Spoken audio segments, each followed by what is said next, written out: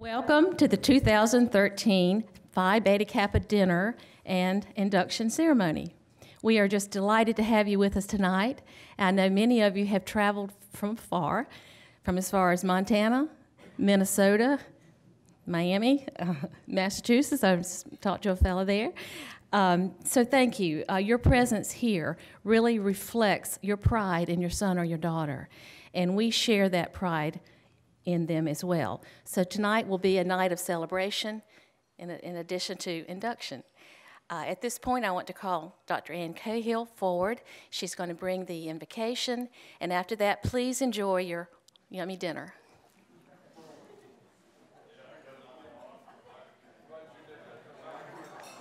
Thank you, Dr. Crawford. For those of you who haven't had the experience, let me describe what it's like to learn to drive a car with a manual transmission. It is excruciatingly painful. You have the sensation that the car is a foreign, disobedient, yet oddly fragile entity. You feel like every other driver on the road is furious with you for the slow starts and the stalls, and you're probably not entirely wrong. You're anxious and uncertain, and the car is making these awful noises, and it's not at all clear that you'll ever get it, especially because the person who's teaching you keeps saying the same thing over and over again, and you still have no idea what they're talking about. You're painfully aware of yourself, of the car, of the road, of the other drivers, and you are uneasy. I'd like you to hold this image of awkwardness and unease in your mind as I share with you a question that has plagued me, a question that has particular relevance for both Phi Beta Kappa and Elon University, and a question I think that our esteemed speaker tonight shares with me. And the question is this: what is the promise of a liberal arts education? Which is to say, why spend at least 4 years studying this wide variety of disciplines? What's the payoff of learning a little physics, a little sociology, some religious studies, some astronomy? Why spend time with economists and historians and biologists, listening to their theories, reading their books, learning to think like they do? Here's what a liberal arts education doesn't, and I would argue shouldn't, promise: a job, an easy transition to a profession, a career, happiness. Such things may or may not be the byproducts of a liberal arts education, but for reasons I don't have time to completely unpack here, they cannot serve as its motivating forces. I'd like to argue that what holds the liberal arts education together is one capacity: the ability to make meaning. For the liberally educated, the world does not exist as a given, a static entity to be merely uncovered. The world as we meet it, and by world I mean books and molecules and bodies and librettos and illnesses and epiphanies and tools. This world is a starting point, an opportunity to ask, but what does this mean? What am I to make of this? What are disciplines really but different ways of making meaning? Anyone who's had the joy of reading a first-rate novel under the guidance of a first-rate teacher knows that dawning sense of wonder, that realization that there is so much more there than was first apparent. Reading is revealed as an entanglement, a grappling with words and their undertones, to which the reader brings her own history and mood and demands, a chance to make meaning. When a performer embarks on the experience of getting to know a character and begins to work on that process that seems so miraculous from the outside, of bringing that character's world to life on a stage, isn't this too the making of meaning? And what is a chemistry experiment but a chance to discover for oneself what happens if this combination of these materials happens under these conditions? The most important scientific question, I would argue, is not what are the results, but what do the results mean? To make meaning is to do at least two things. One, it is to reject the prefabricated meanings that are offered to us, or at least to recognize those meanings as prefabricated, and to hold them in abeyance until we've grappled in our own way, using all the lenses that we have accumulated and deemed valuable with the words or data or experience in question. A liberal arts education has at its heart this critical moment, this hermeneutics of suspicion that renders it indispensable to a democratic society. But making meaning is not limited to an act of hesitation or even rejection. For if a liberal education only provides the ability to point out flaws in the meanings produced by a variety of social, political, and religious entities, then it would be incapable of contributing positively and substantially to the challenges that face human communities. The second facet of making meaning is a recognition of inescapable responsibility. To discover that one can make meaning, that one can interpret an artwork, observe the stars, decipher a governmental edict, is to realize that one is responsible for one's own conclusions. And those conclusions matter. The meanings that we make have real effects on real lives. There is no answer key. There is no guarantee that one is right, but meaning must be made. Which brings us back to driving stick. The anxiety that accompanies driving a manual transmission for the first time stems in large part from the heightened and total awareness of one's inability. And while in learning to drive, both the anxiety and the inability should, we hope, eventually be overcome, in learning to make meaning, they must be embraced and maintained. People often make the mistake of defining scholars by what they know, treating them as repositories of often esoteric knowledge. And sure, scholars know stuff. But what makes them scholars is not what they know.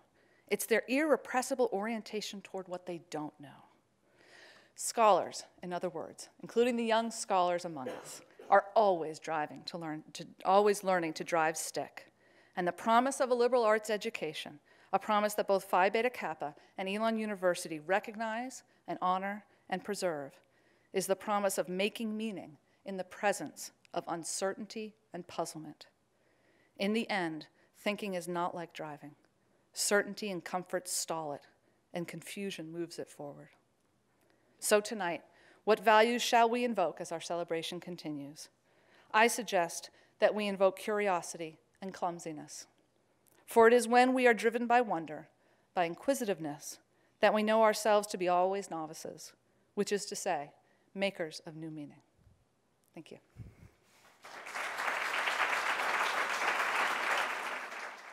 Good evening, ladies and gentlemen. I'm Leo Lambert, the 8th president of Elon, and it's my pleasure to welcome you to this part of the ceremony tonight. I want to say, first of all, what a special pleasure it is to have President Ed Ayers from the University of Richmond on campus, who will be introduced to you formally in a minute. Ed is the 3rd university president in 6 days who has visited the Elon campus. We have had Freeman Habrowski from the University of Maryland, Baltimore County here, who gave just a superb lecture on diversity on Friday afternoon.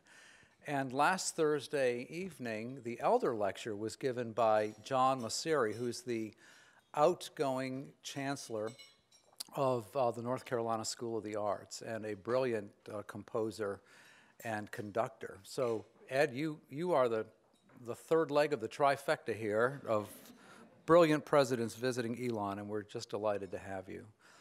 It's such a pleasure to see so many parents and family members here tonight. And as a parent myself, I share, I think, that special sense of pride that you all feel in your honoree this evening. You were their first teachers. You held these students on your laps and taught them how to read and got them started on the process of obtaining a great education. And I want to thank you for entrusting Elon University with such wonderful minds. It's been a treasure for the university to have them here on campus for the last 4 years. And finally, let me just say to our students who we are honoring tonight, inductees into Phi Beta Kappa, this is a really big deal. This is so important, and I hope that you will humbly be proud of this honor for the rest of your life. It's deeply, deeply meaningful and significant. I think the highest honor that you can receive as a student at Elon University. And it is a pleasure to be with you here tonight to celebrate. There are many ways that young people lead at this university. But the way that you have led at this university is the most important way. You have been intellectual leaders. You have advanced the academic and intellectual climate of the campus by your pursuits and commitments. And I don't know if you can appreciate this perspective fully yet, but I certainly can and want to convey it to you, that you have made Elon University a better place, a stronger institution academically by your hard work, your commitment, your dedication, your pursuit of the liberal arts and sciences. And I want to tell you, I am grateful to you for that. You've raised the bar at Elon and set a new standard for students who will follow you. And that is a significant legacy to leave at your alma mater. So thank you, congratulations, and I look forward to shaking your hands at commencement under the oaks in not too many days. Congratulations.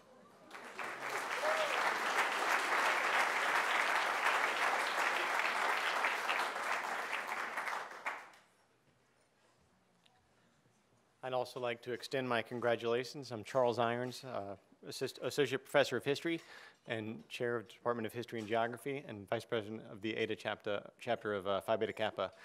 It's really my special joy to introduce to you President Ayers, Edward L. Ayers from the University of Richmond.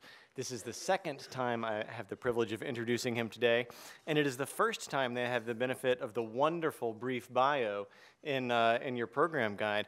So I am going to augment the biographical material that you already have by evoking with more particular kind of anecdotes some of Professor Ayers, President Ayers' best qualities. He's been president of the University of Richmond since 2007, before which time he was on faculty at the University of Virginia for 27 years. I met him in the spring semester of 1994, and a bit of excavation in my office produced my class notes for that first day.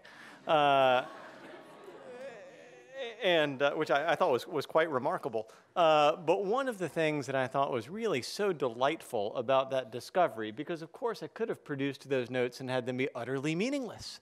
But instead, one of the things that I saw when I looked on that page of notes from that first encounter was one of his signature commitments to his way of doing history and viewing the world. And that is his determination not to violate the way things actually are by producing too simple narratives to explain them. He rather fragments our too simple, too familiar, too comfortable narratives. And I expected in my 200 level college history class to continue as I had done in high school and to learn a series of names and dates, to find a story in order with the characters already set. And I met my first few minutes in this class. 3 families is how he constructed our 70 minutes together. The Beauregards, and not Pierre-Gustave Toutain Beauregard, the one whom you might know, but ones that you do not know. Elizabeth and Robert and Pinckney with their son James. And the McFaddens. And I met the Thompsons, an enslaved family. And we spent the next 70 minutes learning what their experience of, their competing experiences, their wildly discordant experiences of war and emancipation had been. I learned that Pinckney was an officer in the Confederate Army. I learned that Isaac, the McFaddens, who were not slaveholders' son, deserted and was shot. I learned that Sam heroically purchased his own freedom, fled to Kentucky, he's an enslaved man, and joined the Union Army. I learned that James tragically lost a leg. I learned that Elizabeth bravely held the household together in the absence of her husband, and I learned about Louisa's plots to reunite her fragmented family, because slavery had a way of fragmenting families. And all of these stories somehow played together, and they were all somehow true at the same time. And they were chaotic, but life is like that. And Professor Ayers found a way of explaining that, and that is one of the things that he's good at. I appreciated soon after that experience watching him take those messages to a wider audience, first with an award-winning web project, the best internet history project that there has ever been, incidentally. I was at a conference in Gettysburg 2 weekends ago, and I went to the panel on, this is my last digression, then I'll get off and let you listen. So The panel on new media and the future of Civil War history, which had 6 panelists and a moderator. The moderator was a graduate student of President Ayers's, and at least one of the panelists, I think maybe 2, were actually graduate students of Professor Ayers's as well. And they had all determined to describe the world of new media in the era after the Valley of the Shadow, President Ayers' award-winning project. But they couldn't escape it. And after 3 presenters, they said, oh, what the heck? And they pulled up the Valley of the Shadow on the overhead projector, and they started talking through what worked and what didn't work. And then at the close, as a way of thinking about what new way can we imagine of doing digital history, they pulled up his Visualizing the Emancipation project, which uses GIS to map the experience of emancipation. Again, you notice a theme here, in real but fragmented, diverse ways.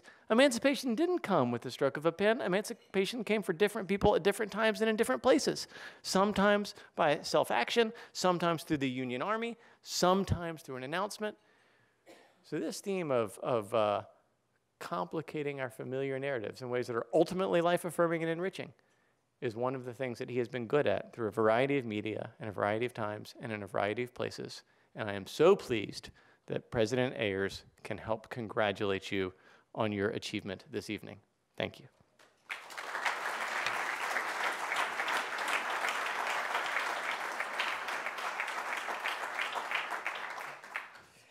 He just made all that up. None of that is true. He just thought it would be cool if he pretended to find these old notes and made all that up. I'm so honored to be here with you. I've had a great day seeing your beautiful university, which I deeply resent. It is, every time I go around a corner, some new exciting initiative, building, possibility, and makes me wonder what I'm here doing. Congratulating you. I should be back building my own university, but I'll go back with new resolve to try to keep up to the standard of Elon and President Lambert. Well, you know, I'm still perpetually surprised to find myself in this line of work, not just a president, but actually doing academic work. I've never actually been to a graduation of my own. When I was in college, I got through in 3 years as fast as I could, left town. They mailed me my diploma in a tube, got married, very early 21st century thing to do, but it seemed to make sense in 1974. We're still married. It worked out.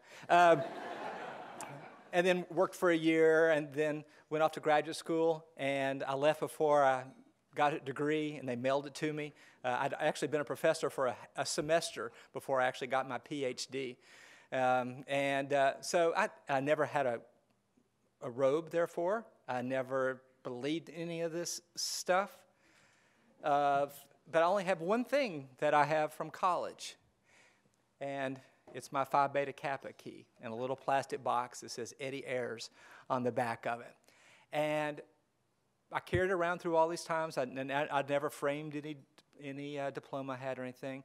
But I knew this was something special. This was something different. This wasn't just something they sent out by the thousands, but something you had to do something to distinguish yourself with. And as I was thinking about what I might say with you tonight, I realized that this symbol is pretty interesting. I don't know if this is the first Greek letter organization in the country. So today, all the Greeks have their origins. They used to be Latin. Is William and Mary in 1776. And the idea was that all the other kinds of organizations, including the Flat Hat group, which Thomas Jefferson belonged to, were too frivolous. And that what they needed to do is actually acknowledge the academic excellence. And it was almost snuffed out, Phi Beta Kappa was, until they just happened to have a couple of members who were not from Virginia but went up to Connecticut. And in the very beginning of the nation, resurrected Phi Beta Kappa. So you're participating in something older than the United States, which it's hard to say, not many things in the United States that are older than the country. And something that has had the same purpose through all those years. But Charles kind of made this hard for me by suggesting that I wanted to talk about confusion and chaos, so I'm going to do that.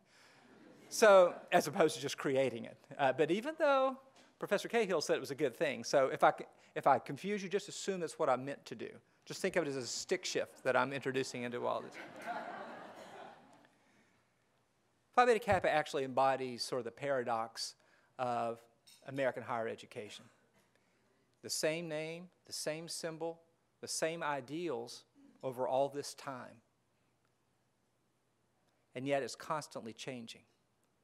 What these young men, not too far from here, Eastern Virginia, would have considered the liberal arts, some elements of it still survive. They would recognize philosophy, even though they would probably call it by a somewhat different name. They would be appalled. How many of you read Greek and Latin? Yeah, some. They would think there should be more. They would be surprised by all you women in here, I would think. But what they would have known is that they were also keeping alive a tradition. They extended back what they saw as the beginning of civilization. And here in the raw, muddy streets of Williamsburg, they were trying to keep alive the ideals of a broadly educated person and of somebody bringing excellence and dedication and devotion to that. If they would imagine actually all the different majors that you have and the different ways that you combine majors, I'm just curious, how many double majors do we have in here? Yeah, I thought so. One's not enough, you know. If you thought about how hard you make it on all your faculty over here, having to teach you 2 subjects, but it's not my place to be upbraiding your students, I think. They would be amazed, of course, at what science looks like. They would be amazed at the breadth and range of studying modern literature. Literature produced in the last 10 years that would have seemed completely alien to them.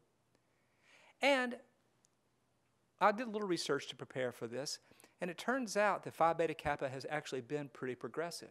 Even though it was basically attached to a constantly evolving body of knowledge. And the humanities has changed profoundly just in the time that I've been around. I'm sure it's even different from what I taught Charles back in 1994. We've had some new ideas since then, I know. I can update those notes for you later if you like. But fixed on these stars of the ideal of a liberally educated person, a broadly educated person, you know the requirements. You can't just zero in on just a narrow band of knowledge. Just like these men, they wanted you to cover this entire span. But they admitted women as early as the 1870s, which is before women had to vote by a considerable major. Higher education often is cutting the way for a more welcoming, a more diverse, a broader understanding of what counts as an educated person. It was not long after that they had their first African American members. At a time that you would have had segregation holding the South in a death grip and African Americans being excluded from such a broad range of American life, that Phi Beta Kappa would take the bold step of recognizing that these ideals are not limited by your gender or by your race, but they're limited only by your intelligence and your dedication. And so I think this embodies the very best of American higher education. I agree, this is the highest honor that you could win. But what I love about it is that it shows how we can be true to the same ideals generation after generation after generation, even as the substance of what we are learning changes. The liberal arts is not a static body of knowledge. And that is not a weakness. The fact that we are inventing new disciplines, the fact that we are inventing new perspectives, the fact that we argue with each other, the fact that we sometimes overthrow what the previous generation knew as a certainty, does not make what you've learned less valuable. It makes it more precious because it shows you that you're not done learning now, that this is just the beginning. I hate to tell you, you are now stuck with this way of seeing the world. You're not going to have that great luxury that you see some people have of, I know that's the way it is. I don't want to hear any countervailing arguments. I've read that once. I'm not going to change my mind. You're not going to have the luxury of thinking that one discipline or the arts or the sciences or the humanities or the social sciences has a monopoly on truth. You're going to recognize that they all have something precious to show you. You're not going to have the illusion that anybody has a monopoly on wisdom and knowledge. But what you are going to know is that you're a part of the broad fraternity and sorority of educated people who are going to keep educating themselves for the rest of their lives. I'd agree with Professor Lambert. You should be so proud, and you should be so determined that you would honor this by keeping alive that tradition, by continuing to be students throughout your life, but also encouraging others to take a more capacious view of the world. Use your knowledge to combat people who want to shut down debate, people who want to preach certainty that they happen to know. What you want to do is to keep the same ideal that they had back in the late 18th century of an America that basically knows no limits. Congratulations.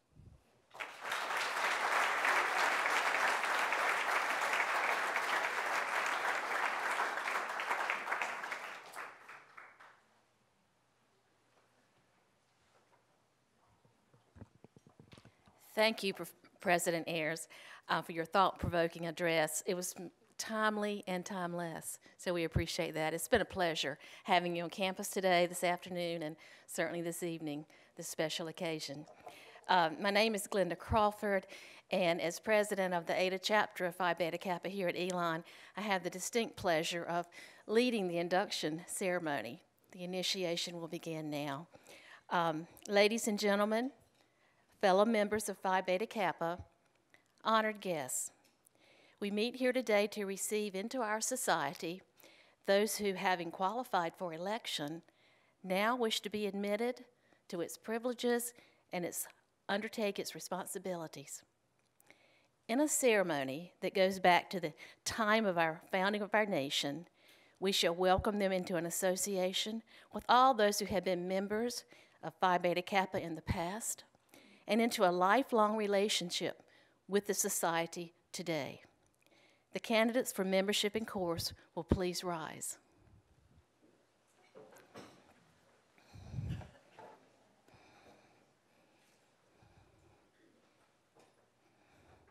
According to Phi Beta Kappa documents dating back to 1779, the president of Alpha Chapter greeted initiates as follows. This society was founded by a few friends. At first, it was confined to a small number of very worthy students.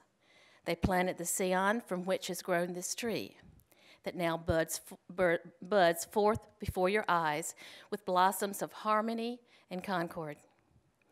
It was engrafted on the stock of friendship, in the soil of virtue, enriched by literature. To cherish and keep it alive hath been the constant care of those members who have succeeded. You are about to become one of those successors, and it is our fondest hope that you in turn will come to cherish the society and strive to perpetuate the spirit of this greeting. You may be seated.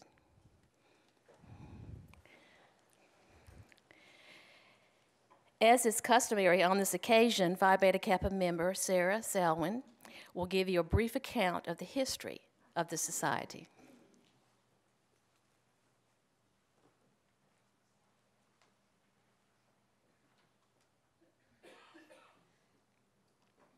On December 5th, 1776, a group of young men who were then studying at the College of William and Mary in Williamsburg, Virginia, met to create a secret society, at once intellectual and social in purpose. The president's greeting to new members in 1779 reads in part, "Here you are to indulge in matters of speculation, that freedom of inquiry that ever dispels the clouds of falsehood by the radiant sunshine of truth." In their clandestine meetings, the members seriously debated a host of questions, such as whether a wise state hath any interest nearer at heart than the education of the youth. The establishment soon afterward of chapters at Yale and Harvard ensured that Phi Beta Kappa would survive the arrival of General Cornwallis's troops at Williamsburg.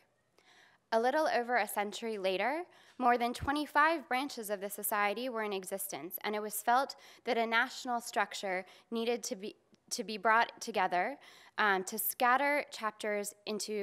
to bring together the scattered chapters into some uniformity. In 1883, the organization known as the United Chapters of Phi Beta Kappa was founded. It has its headquarters today in Washington, D.C. From its offices come most of the ongoing programs and publications described in your handbook for members. In 1875, Phi Beta Kappa enlarged its membership to include women. The society now has over 500,000 living members elected over the years by the 283 chapters at colleges and universities throughout the country. In addition, more than 61 local alumni associations lend the society their support and provide members an opportunity for a lifelong relationship with Phi Beta Kappa and its activities and goals on a community level. The Eta chapter of North Carolina was installed at Elon University on April 13, 2010. 60 current Elon faculty and staff members are Phi Beta Kappa members, along with the 54 students who are being inducted into membership tonight. Activities of the local chapter have included awarding of grants from the Fund for Excellence in the Arts and Sciences, selection of scholarship winners, and sponsorship of a variety of speakers, panel discussions, and special events in keeping with the mission of Phi Beta Kappa. Phi Beta Kappa continues to take great pride in its origins. It retains a number of the symbols that were devised for it at the time when the American Republic was coming into being. The present Phi Beta Kappa key, for example, virtually reproduces the design originated by the young founders of the society at William and Mary. On the front, it bears the Greek letters Phi Beta Kappa, the initials of the words meaning love of learning is the guide of life. The 3 stars in the upper left-hand corner on this side symbolize the aims of the society: friendship, morality, and literature, or scholarship. A pointing hand in the lower right-hand corner stands for aspiration. On the reverse side are inscribed the letters S and P, which stand for the society's second motto, the Latin words Societas Philosophiae, meaning philosophical society. Below them appears the date of the founding of the first chapter, December 5th, 1776. The member's name and electing chapter are engraved above. Although Phi Beta Kappa ceased to be a secret society over 150 years ago, tradition has preserved 2 secret signs, which are shared with initiates. When members met, they greeted each other by drawing the backs of their index and middle fingers of the right hand across the lips from left to right, like this, apparently affirming that their lips were sealed. They followed this sign with a handshake, which has been revealed to you already. The society's symbols and purposes are well known now across the land. But these purposes were eloquently summarized in the following statement by one of the society's most eminent members, Charles Evans Hughes, the late Chief Justice of the Supreme Court, who said, "The particular interest of Phi Beta Kappa is in liberal education. Intensive critical study of educational aims and methods has found nothing to take its place. It means the development by careful training of the capacity to appreciate what has been done and thought, the ability to make worthwhile appraisals of achievements, doctrines, theories, and proposals. It is liberal because it emancipates. It signifies freedom from the tyranny of ignorance and from what is worse, the dominion of folly. Phi Beta Kappa holds aloft the banner of scholarship, and to the students who have turned aside from the easier paths and by their talent and fidelity have proved themselves worthy, it gives the fitting recognition of a special distinction."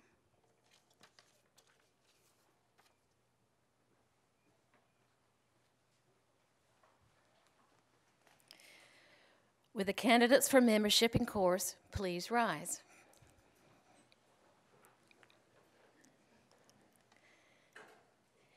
In accordance with the rules of this chapter, and in consequence of our good opinion of your intellectual and moral character, supported by your record of high attainment at this institution, you have been selected as worthy of becoming members of Phi Beta Kappa. Your names have been submitted to the scrutiny of the constitutional electors of this chapter and have met with their approval. You have been formally notified of your election, and by your presence here tonight, It signifies your desire to be enrolled as members of this ancient and honorable society. Therefore, I now inquire, do you solemnly promise that you will be true and faithful to Phi Beta Kappa, uphold its standards, obey its laws, and seek to reflect credit upon your affiliation with this venerable fellowship of learners? If so, please answer, we do. You may be seated.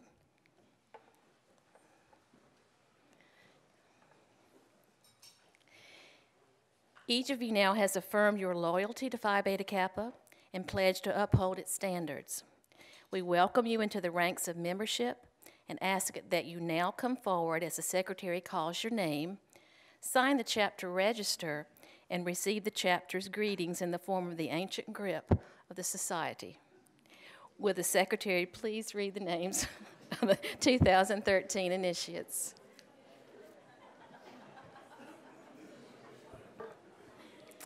I hope everyone received my email today with the diagram of the ancient grip. I am so pleased to introduce to you the 2013 initiates of Elon University. Will you come forward as I call your name? Caitlin Rose Antonelli.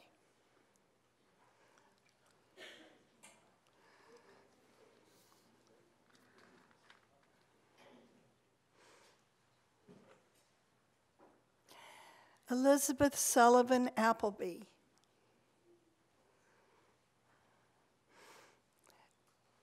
Emily Jones Banks.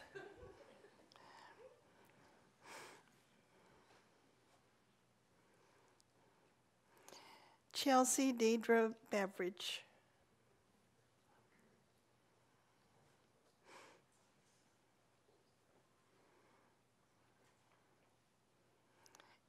Emily Dale Bueller.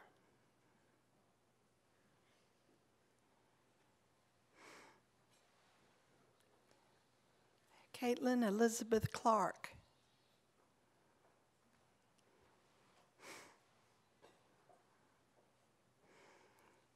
Kristen Monica Conroy.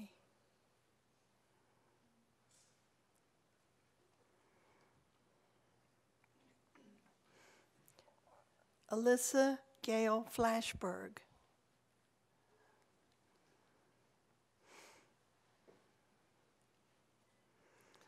Matthew Robert Florian.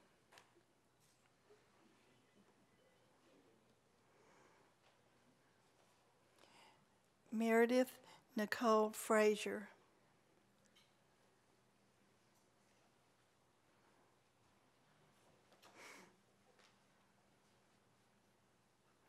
Oliver Daniel Fry.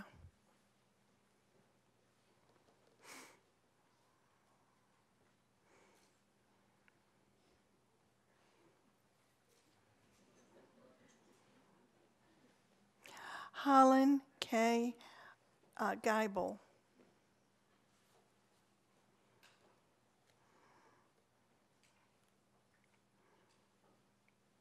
Elizabeth Beament Gibson.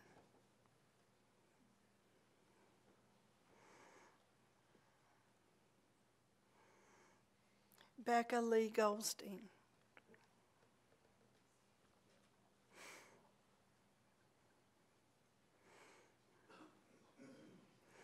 Catherine Olivia Harmostan.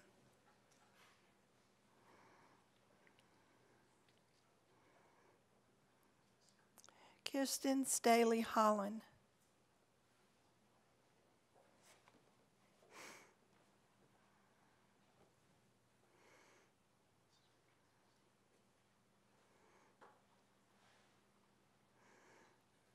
Melissa Benna Kansky.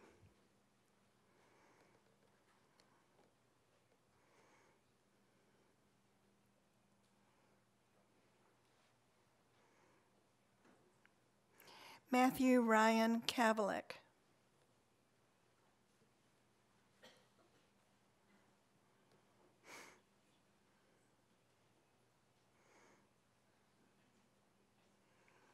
Amy Ray Kinney.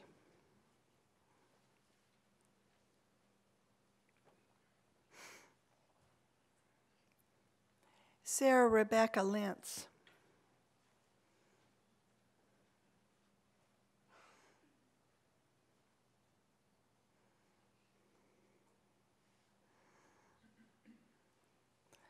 Laura Phillips Martin.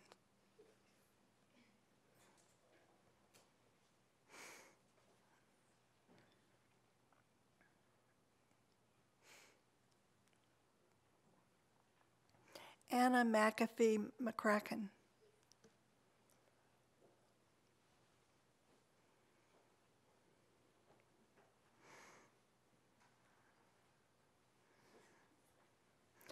Erin Elizabeth Mallett.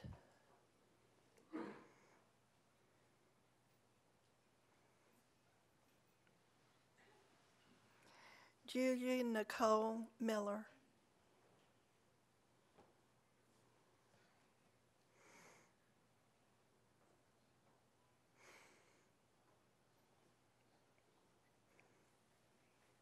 Gregory Michael Nance.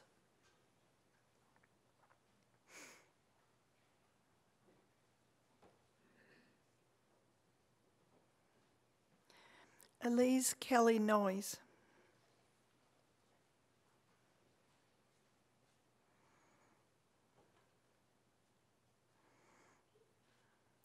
Christine Ellen Pasowitz.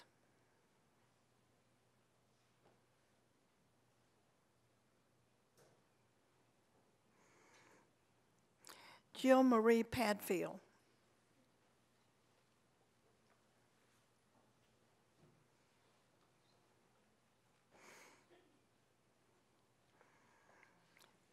Elizabeth Ann Purdue.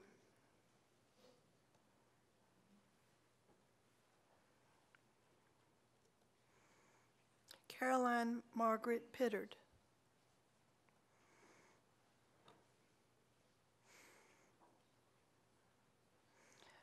Thomason William Price.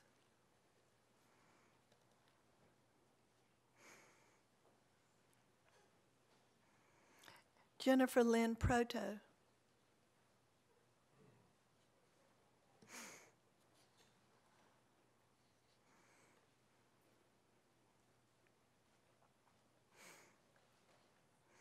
Kayla Nicole Robertson.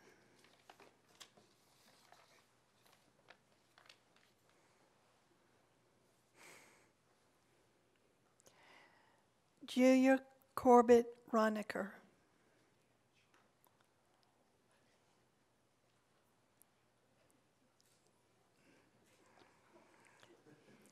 Millie Beth Rosen.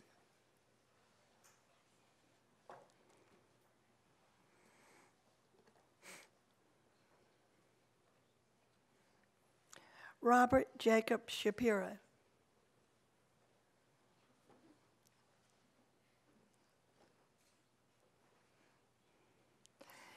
Sarah Lynn Staton Hall.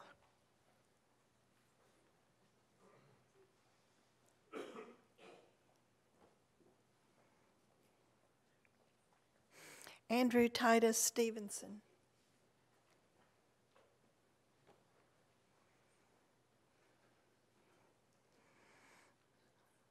Evan Jordan Studemund.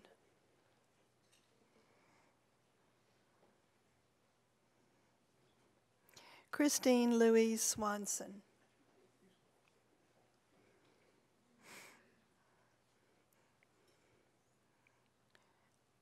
Lindsay Jean Swinson.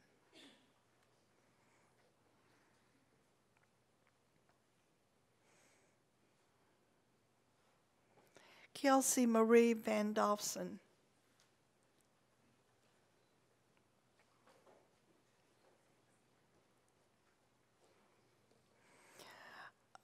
Chelsea Ann Ballreth.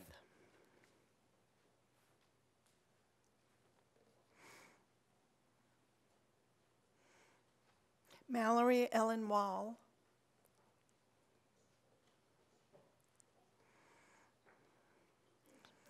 Sandra Joy Weiss.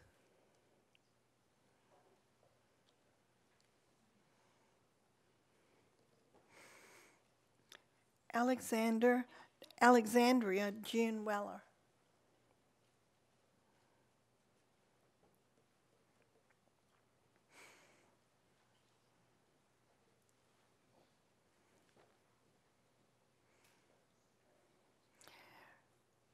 Rachel Elizabeth Wilson.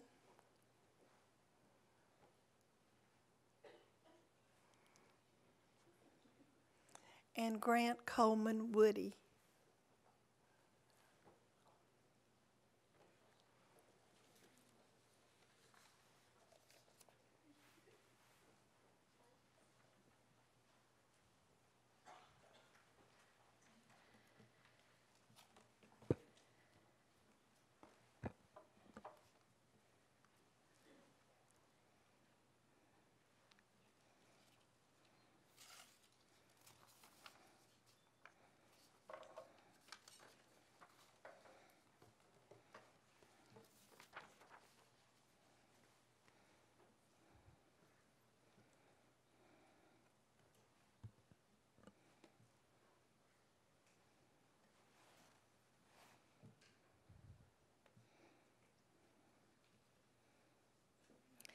The initiates will rise.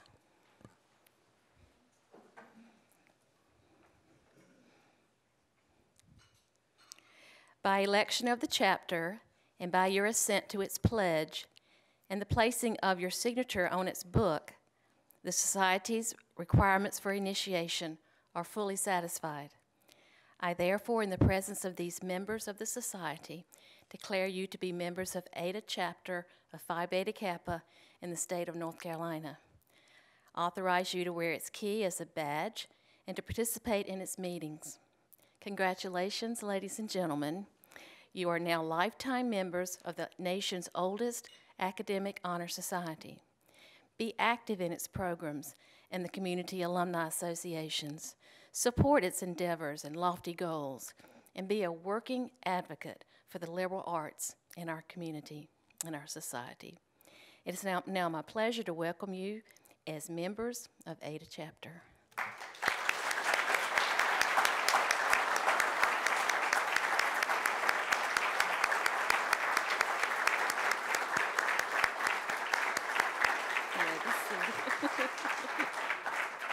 I'd like to recognize Provost House, who's going to give us some concluding remarks.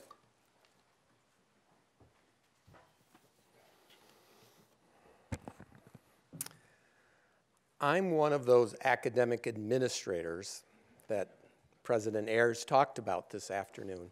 And this is a great time to be an academic administrator.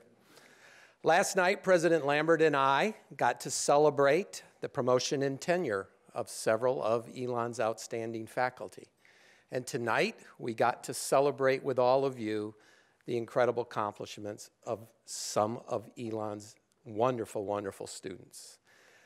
Dr. Ayers, thank you for your talk. I know that we are incredibly honored that you joined us. I know that the students are excited about joining that exhilarating and that challenging world that you've described. To the resident members of the Elon Phi Beta Kappa, Russ, Helen, 10 years ago, we were counting how many members we were going to have. It's incredible that there are 66 resident members at Elon University. We are very proud of you. Dr. Crawford, Dr. Ayers, Helen, thank you for the leadership of this chapter. I know that this is one of the best chapters in the country. To the parents, Dr. Crawford already thanked you. Dr. Lambert thanked you. We know that the success of the students depends on incredible mentors and faculty, but we also know that the family and parents are paramount in the success of the students. So, to the students, finally, congratulations. We are so proud of you. The fact that you are now members of Phi Beta Kappa indicates you are exemplars at Elon University. We look forward to your continued leadership. The world needs your intellect, your creativity, and your caring.